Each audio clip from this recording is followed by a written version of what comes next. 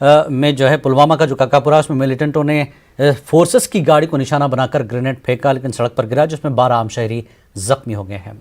आगे बढ़ते हैं। People's alliance for Gupkar declaration ने कनमू 11 हल्के से अवामी नेशनल कॉन्फ्रेंस के उम्मीदवार की स्पिटन लेटर के हवाले से धांधली का इल्ज़ाम लगाया है। पार्टी के सदर मुजफ्फर शाह ने श्रीनगर में पीपल्स अलायंस के लीडर जावेद मुस्तफ़ा मीर के हमरा एक प्रेस कॉन्फ्रेंस मुनक्किद की। शाह ने इल्ज़ाम लगाया कि यह सब बीजेपी के कहने पर किया जा रहा है।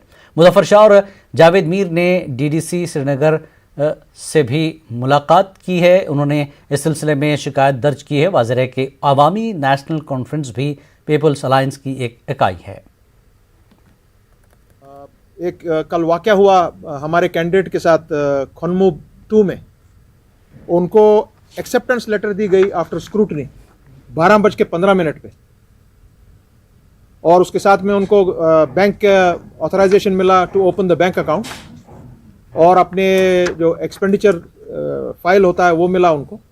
माने the candidate was accepted after scrutiny at 12:15, और 4:45 बजे उनको कॉल आया कि आप ज़रा वापस आइए, थोड़ा बात करनी थी आपसे, 1-2 चीज़ें आपसे क्लैरिफाई करनी है, और आपको 1-2 डॉक्यूमेंट और देने।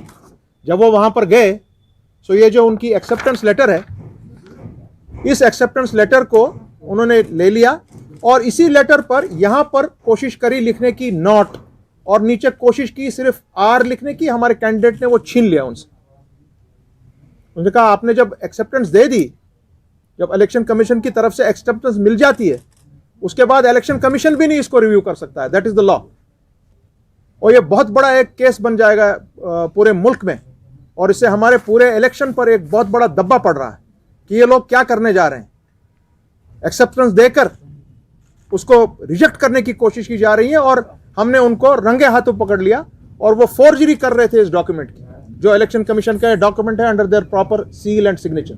हम ये कहना चाह रहे हैं कि ये आपका ये सिचुएशन है आज, जो बीजेपी की सरकार यहाँ पे जम्मू कश्मीर में इलेक्शन करा रही है, और ये किससे वो कर रहे हैं कि अगर कहीं से कुछ ना हो, किसी तरीके से जो अलायंस के कैंडिडेट्स हैं उनको एक बहाने से, दूसरे बहाने से, कोई बहाने से उनको रिजेक्ट करवाइए। नेशनल कॉन्फ्रेंस के सूबाई सदर देवेंद्र सिंह राणा ने अपनी हलीफ जमात कांग्रेस पर निशाना साधा है। राणा का कहना है कि कांग्रेस पीपल्स अलायंस के साथ इत्तेहाद के हवाले से अपना मौक़िफ़ वाज़ेह नहीं कर रही है। राणा ने कहा कि अवाम और ख़ुद को भी तज़ब्ज़ुब में रखना कांग्रेस की आदत है। मैं ये समझता हूं कि कांग्रेस को पहले अपने आप को क्लियर कर लेना चाहिए। कांग्रेस के जहन में कहीं जाले पड़ गए, कॉब वेब्स होते हैं ना, कॉब, इतने जाले पड़ गए कि वो जाले इनसे खुल ही नहीं रहे। इनको चाहिए कि वो जाले अपने खोल लें। इसी वजह से कांग्रेस जो है उसका ये हाल है जो आज हो रहा है। बीजेपी की लगातार जीत का कारण कहीं ना कहीं कांग्रेस की यही विडंबना भी है। तो कहां पे आपको लगता है कि उनको क्या वो कांग्रेस का यही रहा।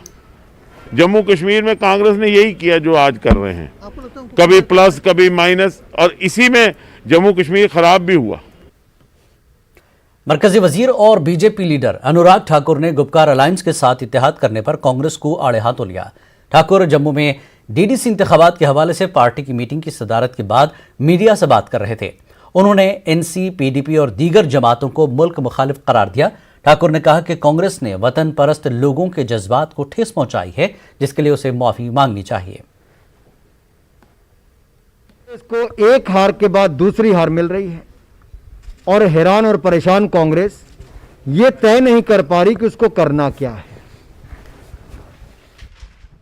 गुपकार अलायंस के साथ, या आप कह लें गुपकार गैंग के साथ इनका समझौता होना, ये गठबंधन दिखाता है कि ये लोग उन लोगों से समर्थन मांग रहे हैं जो आगे चीन से समर्थन मांग रहे हैं धारा 370 को वापस लाने के लिए। कोई पाकिस्तान की भाषा बोलता है, कोई तिरंगे का अपमान करने की बात करता है। उनके साथ कांग्रेस का दिखना ये बड़ा प्रश्न खड़ा करता है। मरकजी वजीर और बीजेपी के लीडर अनुराग ठाकुर ने महबूबा मुफ्ती की जानिब से तिरंगा के हवाले से दिए गए बयान की भी शदीद मजम्मत की। उन्होंने महबूबा मुफ्ती पर भी तनकीद की। अपमान करता है वो तिरंगा झंडा, ये कुछ लोगों के लिए चंद गज का कपड़ा होगा, लेकिन तिरंगे की ताकत इतनी है कि 130 करोड़ हिंदुस्तानियों को एकजुट करने की ताकत तिरंगा रखता है, और तिरंगे का अपमान जम्मू कश्मीर की जनता नहीं सहेगी। बांडीपुरा में लोगों ने नए तामीरशुदा जिला अस्पताल को मुकम्मल तौर पर कमीशन न करने के खिलाफ अनोखा एहतजाज किया। म्यूनिसिपल काउंसिल के सदर बशारत हुसैन की क़यादत में एहतजाज के दौरान लोगों ने गेट के सामने कागज से अस्पताल बनाकर उस पर ग्लूकोज की बोतल लटकाई रखी। लोगों का कहना था कि चंद रोज कबल पुराने जिला अस्पताल में एक खातून ने सरेराह बच्चे को जन्म दिया था। नए अस्पताल को 1.5 माह कबल आर्जी तौर पर शुरू करके लोगों के साथ एक मजाक किया गया। लोगों ने धमकी दी कि अगर 15 दिनों के अंदर अस्पताल को मुकम्मल तौर पर शिफ्ट नहीं किया गया तो बड़े पैमाने पर एक अवामी मुहिम शुरू की जाएगी। अस्पताल की तामीर में 11 साल लगे हैं, इसके बावजूद कई काम नामुकम्मल हैं। हमारा मुतालबा यह है कि जब से नए डिस्ट्रिक्ट वजूद में आ गए हैं, सारे अजला में नए डिस्ट्रिक्टों ने काम करना शुरू कर दिया है। बदकिस्मती से ये वाहिद ज़िला अस्पताल है जो अभी भी डगमगा रहा है, और अभी भी यहाँ लोगों को आँख मचोली की तरह वादे किए जा रहे हैं, मगर वादे वफा नहीं होते हैं। हर वक्त बांडीपोरा को नज़रअंदाज किया गया है। यहाँ के आवाम को हर तकलीफ को उठाना सहना पड़ता है। एक अमीर वो कहीं भी अपने पेशेंट को ले जा सकता है, लेकिन गरीब के पास पैसा नहीं है, वो कहाँ जाएगा। परसों है कि यहाँ डिलीवरी केस हो गया है, सीढ़ी पर उसने बच्चे को जन्म दिया है। शर्मिंदगी ये है इनकी। कुपवाड़ा जिले में करना से लेकर कुपवाड़ा, हंदवाड़ा, लौलाब तक बिजली की आंख मचोली जारी है। इस वजह से आवाम को सख्त मुश्किलात का सामना है। कुछ इलाकों में लोगों का इल्जाम है कि उन्हें सिर्फ चंद मिनटों के लिए ही बिजली देखने को मिलती है। जिले में ताजर बिरादरी भी इस हवाले से परेशान है। उधर महकमे बिजली के ओहदेदार रिसीविंग स्टेशनों पर ओवरलोडिंग का रोना रो रहे हैं। लोगों का कहना है कि महकमा उनसे फीस बराबर वसूल कर रहा है, मगर बिजली की माकूल सप्लाई को यकीनी नहीं बनाया जा रहा है। लोगों का कहना है कि तलबा के इम्तिहानात जारी हैं, ऐसे में बिजली गायब रहने से इनकी पढ़ाई भी काफ़ी मुतासर हो रही है। उनका कहना है कि हर साल बिजली के तरसीली निज़ाम को नस्फ करने और उसकी मरम्मत के नाम पर करोड़ों रुपए का खर्च दिखाया जा रहा है, मगर ज़मीनी सतह पर इस सब की पोल खुल रही है। लोगों ने इस मसले को हल करने के लिए ठोस इक़दामात की मांग की है। बिजली के हवाले से हंदवाड़ा कस्बे हंदवाड़ा काफी परेशान है। यहाँ के तिजारत तबके परेशान है, यहाँ के तालिब इल्म परेशान है, यहाँ के हमारे इंडस्ट्री वाले परेशान है, यहाँ के आम पब्लिक भी परेशान है। हंदवाड़ा के एक्शन को फिल फोर सस्पेंड किया जाए।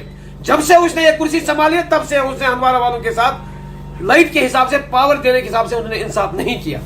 हर एक इलाका इस वक्त परेशान है इन कठिन रातों में, सर्दी की इन कठिन रातों में आज ही बिजली की जरूरत होती है। हमारा एक रिसीविंग स्टेशन पिछले 1 साल से तैयार है, सिर्फ ट्रांसफार्मर लगाना है पोरूपेट के इलाके में, लेकिन उसको भी ऐसे ही छोड़ दिया गया है। बिजली का जो निज़ाम है हमारे यहाँ पे करना में गरम हो चुका है। मामूली सी बारिश या बर्फबारी हो जाती है तो बिजली गायब हो जाती है।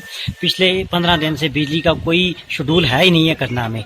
मोबाइल चार्ज नहीं है, ऑनलाइन एजुकेशन सिस्टम है, जो ऑनलाइन एजुकेशन सिस्टम में मोबाइल चार्ज होना चाहिए, लैपटॉप चार्ज होना चाहिए। बिजली ना होने की वजह से यहाँ पे ना लैपटॉप चार्ज हैं।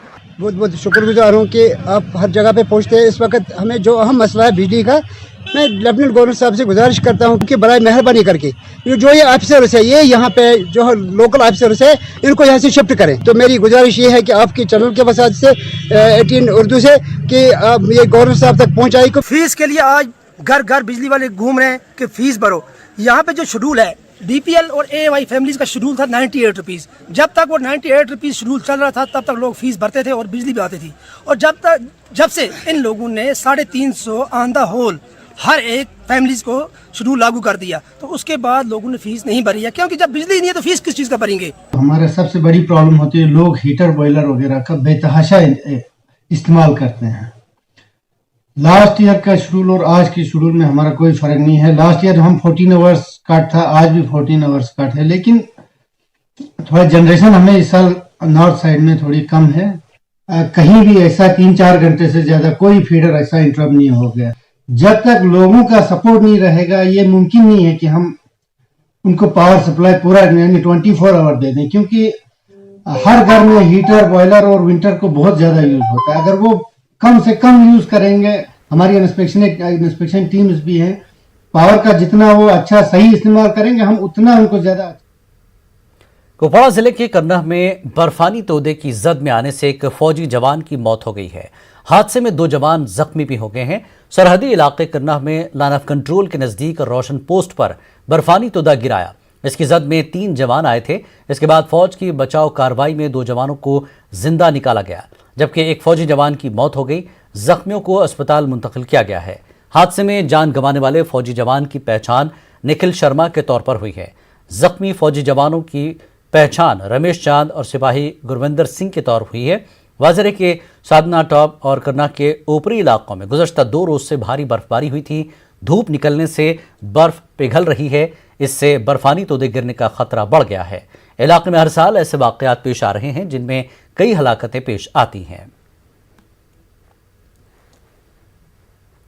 उधमपुर के रतिया गांव में उस वक्त गम की लहर दौड़ गई जब वहां फौजी जवान निखिल शर्मा की शहादत की खबर पहुंची। जकलाई से वाबस्ता निखिल शर्मा की बर्फानी तोदे की जद में आने से मौत हो गई। निखिल शर्मा कुपवाड़ा में अपनी ड्यूटी पर थे। उसी दौरान आर्मी पोस्ट बर्फानी तोदे की जद में आ गया। शाम को ही मेरे बाइक के लौट के कोई उसने वीडियो कॉल की, जी बोलता मैं ठीक हूँ, कोई 8 बजे करीब परसों की बात। कल फिर उसने फोन कुछ नहीं है। शाम को रात को हमें पता चला कि ऐसे ऐसे हो गया। मुझे पता नहीं चला कि क्या हुआ क्या नहीं है। फिर इन्होंने बताया कि ऐसे ग्लेशियर वो पहाड़ आया उसके बाद। सर मेरी आखिरी टाइम बात परसों हुई थी, शाम को करीब 4 बजे। तो मेरे को कल रात को सीईओ साहब का कॉल आया, तो उसके बाद उन्होंने बताया कि जो आपका ब्रदर है वो हमने खो दिया हुआ है।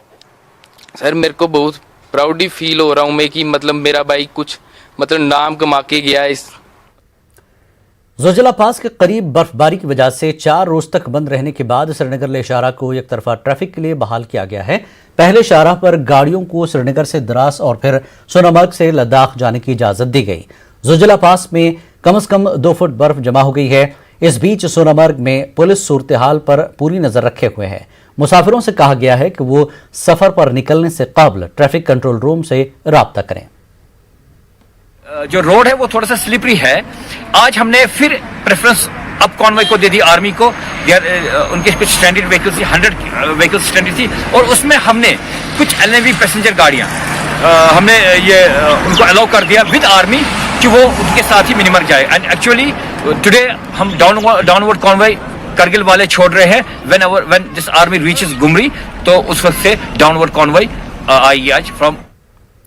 नाज़रीन, कश्मीर न्यूज में वक्त हो गया एक छोटे से ब्रेक का। ब्रेक के बाद इन्हदामी कार्रवाई की जद में आए गुज्जर बकरवालों से NC लीडरान की मुलाकात, सरहद पर मौजूदा सूरत हाल और VDC मेंबरान की अबतर हालत से मुताल्लिक खबरें होंगी। ब्रेक के बाद